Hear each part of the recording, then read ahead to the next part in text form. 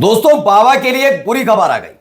खबर यह है कि कल तक विपक्ष, अखिलेश यादव और जितने समूचे समाजसेवी हैं वो कहते रहे कि ये बुलडोजर वाला जो न्याय है वो गलत है।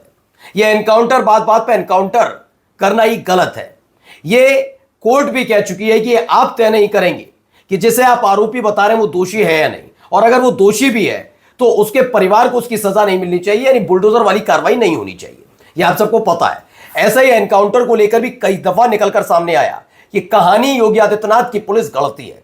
लेकिन अब मानकर चलिए यही विपक्ष यानी अखिलेश यादव जिस तरह का आरोप लगाते हैं, अखिलेश यादव के समर्थन में बीजेपी के विधायक खड़े हो जाए, वो कहें कि हाँ ये बात सच है कि उत्तर प्रदेश में 99% जो एनकाउंटर है फर्जी है, तो और ये कोई और नहीं, बीजेपी के विधायक हैं, ये कोई और नहीं, सजातीय हैं बाबा के। उन्होंने कहा कि हाँ, योगी आदित्यनाथ के अंडर काम करने वाली पुलिस जो एनकाउंटर करती है उनमें से 99% पूरी तरह से फेक होते हैं।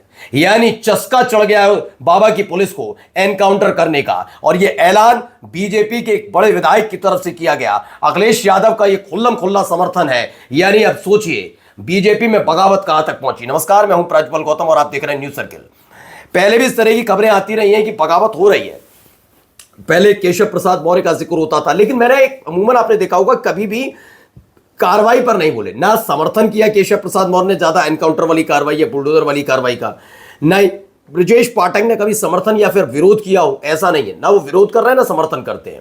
लेकिन योगी आदित्यनाथ अमूमन बुलडोजर वाली कार्रवाई और एनकाउंटर वाले मसले पर अपनी सरकार की पीठ थपथपाते नजर आते हैं। यह पहली दफा होगा कि जब बीजेपी के एक विधायक ने खुल्लम खुल्ला मोर्चा खोल दिया योगी आदित्यनाथ की पुलिस के खिलाफ। यही नहीं, आगे भी आपको दिखाऊंगा जो योगी आदित्यनाथ के बहुत करीबी बड़े अधिकारी हैं, लाडले अधिकारी हैं, उन पर गंभीर आरोप लगाया है। तो शुरुआत करते हैं खबर की। सबसे पहले देखिए, भाजपा एमएलसी देवेंद्र प्रताप सिंह ने हाईकोर्ट के चीफ जस्टिस को पत्र लिख दिया। यह अपने आप में एक बड़ा मसला है।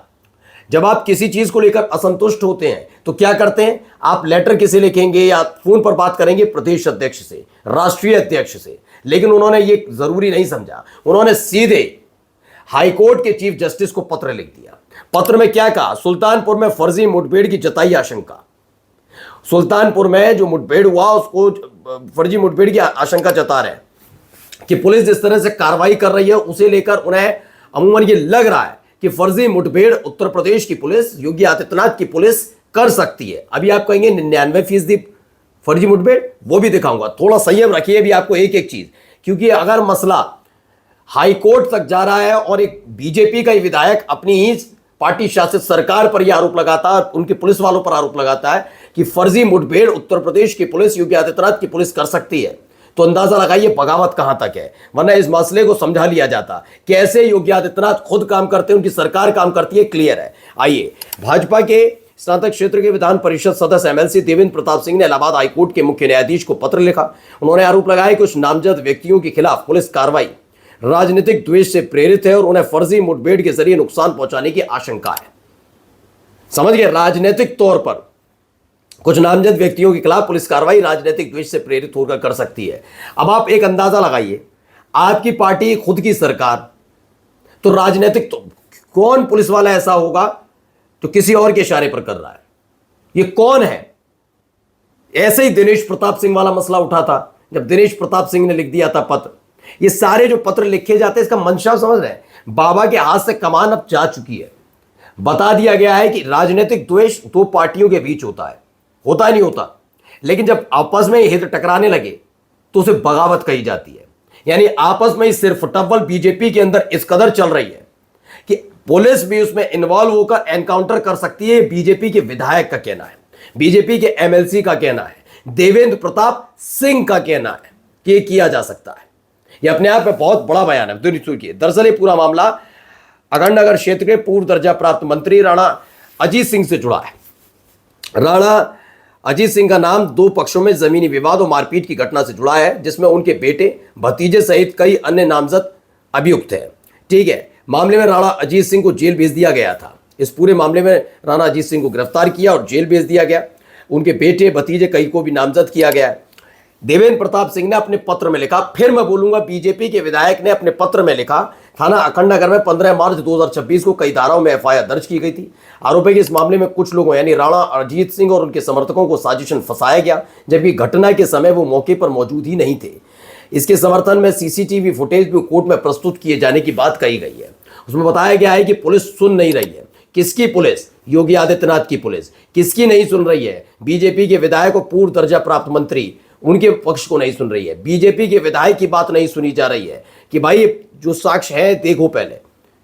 यानी दो गुट जो बने हुए हैं बीजेपी के अंदर, वो खुल्लम खुल्ला एक दूसरे के खिलाफ खड़े नजर आ रहे हैं। और कैसे पुलिस का इस्तेमाल किया जा रहा है मैं नहीं कह रहा, देवेंद्र प्रताप सिंह बीजेपी के विधायक कह रहे हैं। आगे देखिए, एमएलसी ने भी पत्र में लिखा कि पुलिस द्वारा नामजद 9 लोगों के अतिरिक्त 12 अन्य व्यक्तियों पर मात्र 9 दिनों के भीतर 25,000 रुपए का इनाम घोषित कर दिया गया, जो संदिग्ध और जल्दबाजी में लिया गया निर्णय लग रहा है। पत्र में सर्वोच्च न्यायालय के महत्वपूर्ण फैसलों का हवाला देते हुए कहा कि फर्जी मुठभेड़ कानूनन अपराध है और इसमें शामिल पुलिसकर्मियों पर सख्त कार्रवाई का प्रावधान है। जी, ये स्पष्ट कहा है कि फर्जी मुठभेड़ वाला, लेकिन क्या योगी की पुलिस मानती है? सारी बात है, इस सवाल उठता। चलिए आगे देखिए, यहां आई खबर। अब यूपी में 99% एनकाउंटर फर्जी हैं। बीजेपी विधायक ने खोल दी पोल। भारतीय जनता पार्टी के विधायक ने पोल खोली और कहा कि यूपी में 99% जो एनकाउंटर हो रहे हैं वो फर्जी हैं। तो ये तो बात कही। अच्छा, बात अगर इतनी भी रहे तो बात अलग है।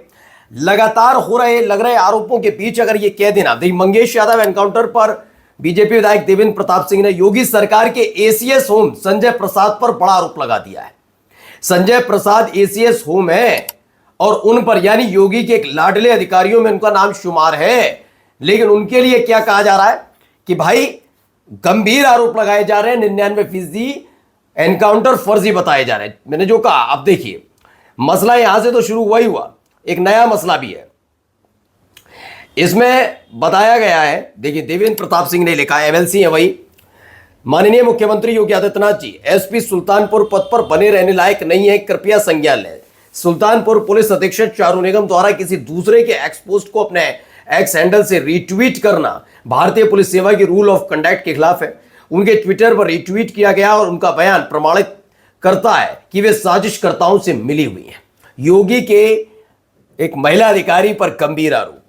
किसी भी शासकीय अधिकारी को रूल ऑफ कंडक्ट का वायलेशन किसी भी दशा में किया जाना स्वीकार नहीं है। जो अधिकारी अपने आचरण से प्रमाणित करती हैं कि वे बाइस्ड हैं और उनका पद पे बने रहना औचित्यपूर्ण नहीं है, उन्हें अगर राजनीति का इतना ही शौक है तो उन्हें आईपीएस पद से त्याग देकर राजनीति में आ जाना चाहिए, तब उन्हें बयानबाजी करने का अधिकार है। खुल्लम खुल्ला आरोप है। अब तो ये भी कहने की बात नहीं है ना कि अखिलेश यादव तो चढ़ते हैं, क्या कानून व्यवस्था आई है, रामराज आ गया है योगी आदित्यनाथ के कार्यकाल में। ये बात तो अब कोई कह भी नहीं सकता। ये तो उनके खुद की पार्टी के नेता और विधायक कह रहे हैं 99% फर्जी एनकाउंटर। नमस्कार।